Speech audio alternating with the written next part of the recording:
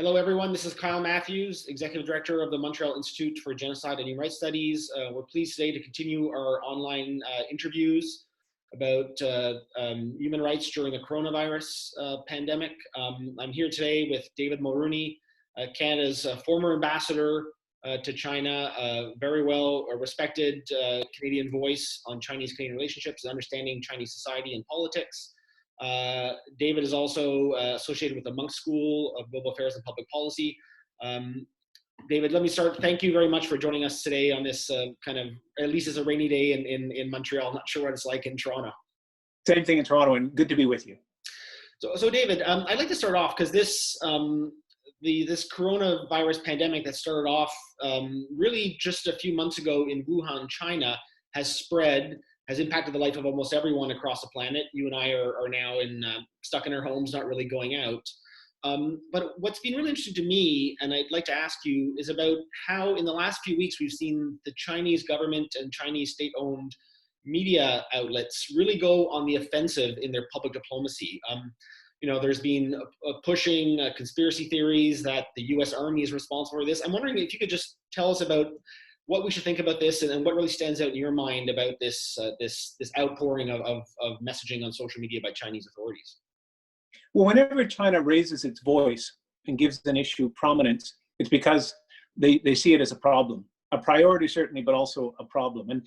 And this virus is a great problem for China, a problem for the Communist Party of China because of its management of all things in Chinese life, and a particular problem for Xi Jinping, the Chinese leader, who's already had a difficult year and more if we look back at the protests in Hong Kong, at the trade war with the United States, at the recognition, the growing global recognition of the enormity of what's happening in Xinjiang. So critics of Xi Jinping will be saying, here's yet another issue you've mishandled.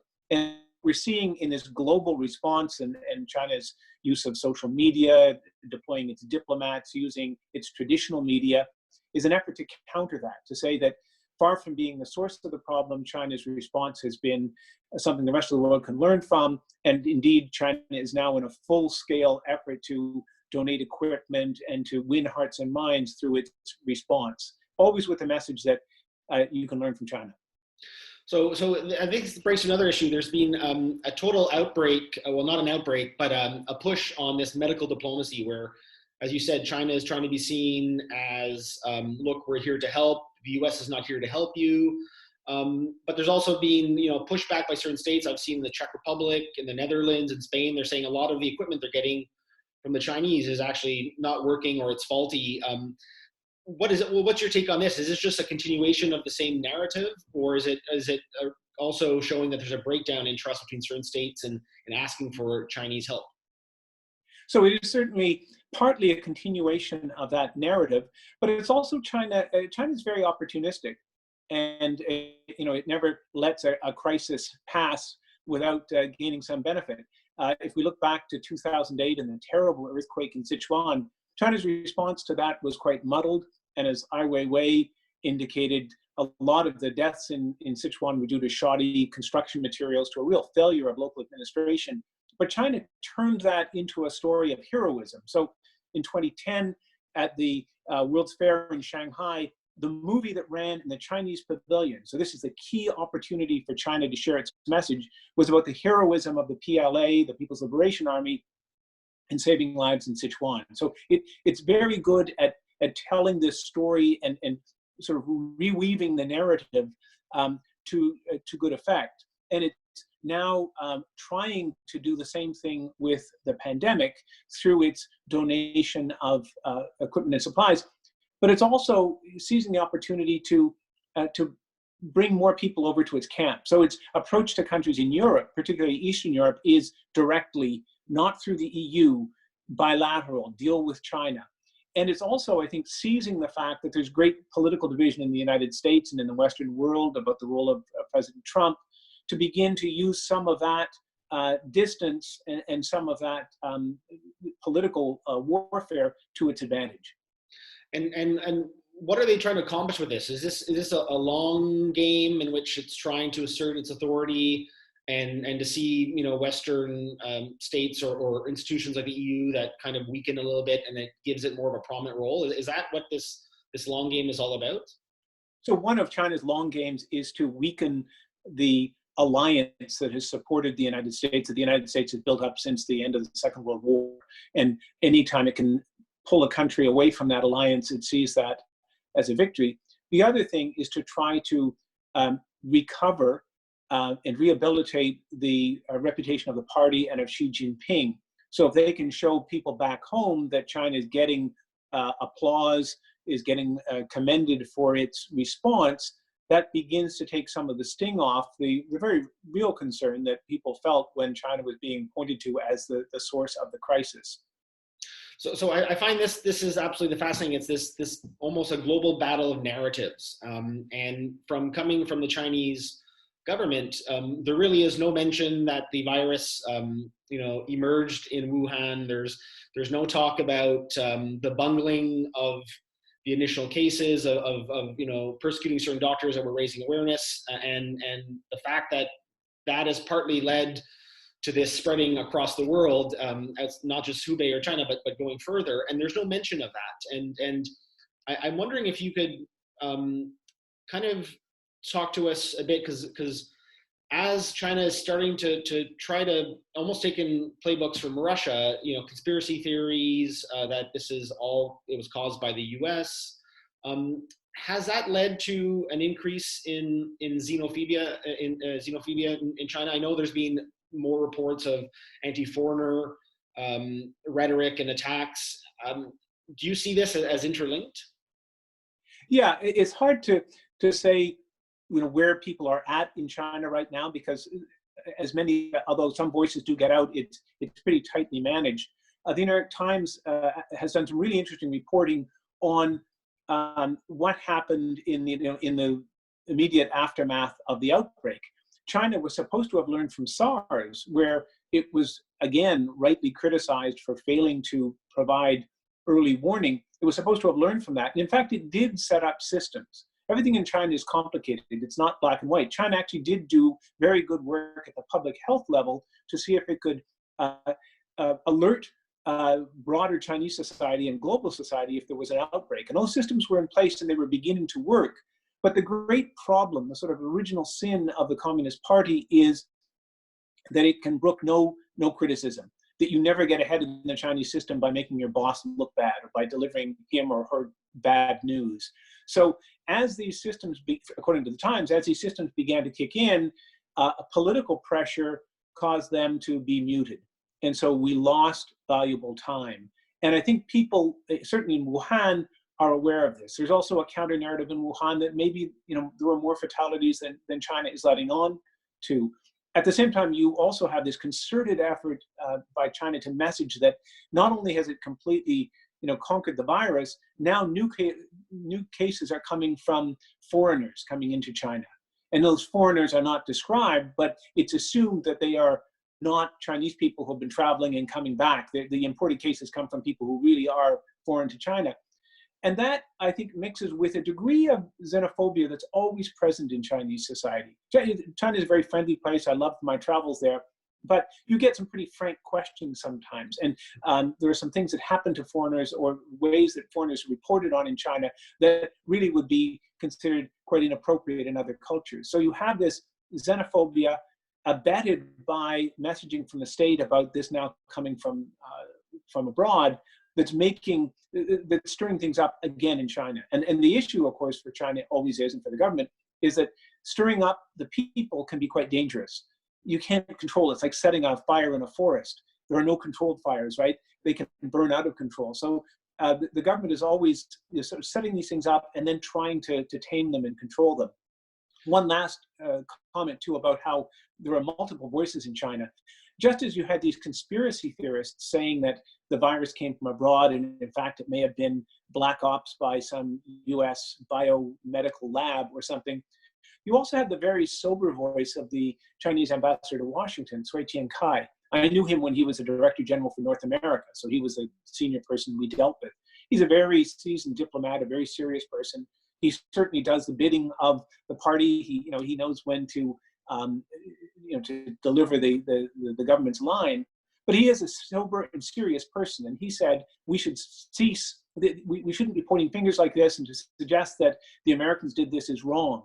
So you have these divergent voices, but the difference now is that China's allowing the more radical conspiracy theorists to have a degree of free reign that you might not have seen in the past. No, I find that very interesting because I saw the Chinese ambassador to the U.S. his comments, and I said, hey, here's a rational person. He's acting like a real diplomat. But seeing the spokesman for the Chinese Foreign Ministry, the former Chinese ambassador to Pakistan, I mean, he was citing or retweeting a Montreal-based conspiracy website, which is, as I said before, is almost like InfoWars of the left, global research. And I've seen him, he was subtweeting just random accounts of American citizens who had no expertise in anything. And I thought there was a real kind of sign of desperation. And now people may say, and say with some justification, well, look what happens in Washington. Sometimes President Trump says things that aren't supported by fact, and other radical voices are heard that peddle conspiracy theories, and that does happen.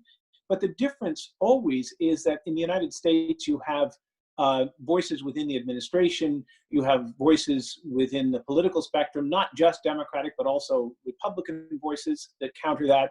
You've got media, you've got academics, you've got civil society. So even when sometimes at the very top, people seem a little less than fully transparent, you have a whole bunch of systems that kick in to challenge that. And that doesn't happen in China. There are more voices that are discordant, but they're still scattered and hard to hear if you're not really listening carefully. David, I find it also an interesting point is that, in this case, China, at least through the government, is asking, telling people that, we're a global partner to deal with global threats, including this pandemic, and asking people, individual citizens, to trust them. At the same time, you've mentioned there's been a whole series of problems in China, the treatment of the Uyghurs in Xinjiang province, people calling that a form of cultural genocide. We've had mass protest in Hong Kong. I mean, how much do you think at the international level is there a lack of trust in the Chinese authorities? I mean, is it just among the foreign policy elites who are following this, or journalists, or do you think there's a wider kind of sense that, is China really the responsible country that we should align ourselves with going forward in the future? Well, this is the $64,000 question for Canada. And we've had a debate that began really with the arrest of Meng Wanzhou, the chief financial officer of Huawei, and has continued through many months, more than a year, of punishment and sort of cool relations from China, cool relations with China, the arrest, of course, of our two Michaels, and many other things. And I'd have thought that this long period during which we've had good cause to look closely at China because of what it's doing to Canada, but also, as you say, because of what's happening to the Uyghurs in Xinjiang, which is, I think, without doubt, the major human rights abuse of our time. What happened in Hong Kong, undermining the freedoms that we all pledged to support when Hong Kong was returned to China. That should have shaken the consensus in Canada about a policy that basically says any kind of engagement with China is a good thing, comprehensive engagement. Whatever we do, it's got to be good. But that policy has been pretty resilient, and even through this, my sense is that the government tends to want to retreat to save that policy, to preserve it. If we can just get China to like us again, we can get back to those good old days. I think the longer this goes, I still believe that a change is going to come. That gradually more and more Canadians are going to say, not that we need to isolate China or ignore it or demonize it, but that we need a much smarter, more selective kind of engagement with China. Do we have to engage China on health issues? Absolutely. As SARS taught us that, this is teaching us that. But it means that we have to speak honestly and truthfully. Our ambassador recently said in his testimony to the Commons Committee that the response was commendable. I don't think we should be saying things like that. At the time, we didn't have enough evidence to say that. We shouldn't substitute facts with flattery. We need to be much more thoughtful. We're not there yet, but my hope is that this year we may finally accept that this is where we have to go. I hope we do have a deeper discussion in Canada. I know some civil society groups have been more forthright, former diplomats and ambassadors such as yourself. It's going to be interesting to see what comes out of the current Canadian government if it takes a stronger approach. David, perhaps one last question, because I think it leads off from the last one. The impact of this pandemic is changing. It's having an impact around the world on it's going to have a massive economic impact, perhaps, a Great Depression. It's having a security impact on people's health. What do you think could emerge out of this? I mean, there's already been a lot of more talk about decoupling America from China, about the dangers of relying on our pharmaceutical and medical supplies all being constructed in China during a pandemic. How do you see this emerging? Because I sometimes wonder, like, there could be some massive changes coming out at the end of this after everything gets back to normal. Yeah, I think that's a fascinating field for thought. What's going to be permanent? What are we just not going to go back to doing when this is over? When it comes to the international scene, I think one of the things, and there are a lot of reasons to worry about the consequences, as well as to sort of predict what's naturally going to happen. I think the globalization of people-to-people links, the globalization of human, interaction through mass migration, the internationalization of education, the growth of mass tourism, that's going to change. I don't think we're, certainly in areas like the cruise business, but I just think people are going to be a little bit less footloose and maybe a little bit less welcoming. And that's largely a bad thing for a country like Canada that is based on being welcoming, but it may cause us to reflect on a few things. If we look at trends in terms of our opening up to China, we had tremendous growth in things like investor immigrants and tremendous growth in education.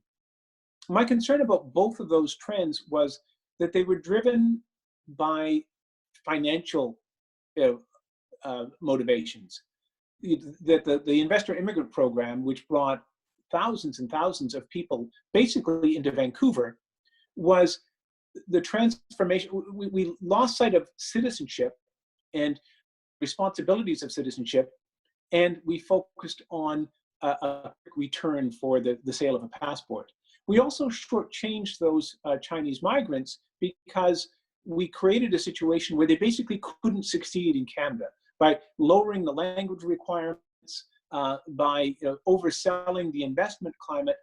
We encouraged a lot of people to go into areas that were just not financially viable for them. Then we criticized them for continuing to keep their financial links to China. Similarly with students, because so many universities were chasing Chinese students, we overdeveloped the Chinese recruitment and neglected recruitment elsewhere, which was actually unfair to Chinese students too, because they were coming for an international experience, not to be part of a large Chinese cohort. So if we think more about things like citizenship in terms of responsibilities and opportunities, if we think more about education in terms of creating the best possible learning environment for those in the classroom, starting with our own citizens, that's the first obligation, but finding room to welcome others, we'll do okay. But in any kind of human interaction, whenever it's led by money, you're going in the wrong direction. And we've been going in the wrong direction in a couple of fundamental ways. And if we learn that lesson, remain welcoming, but welcoming for the right reasons, we'll come out of this okay.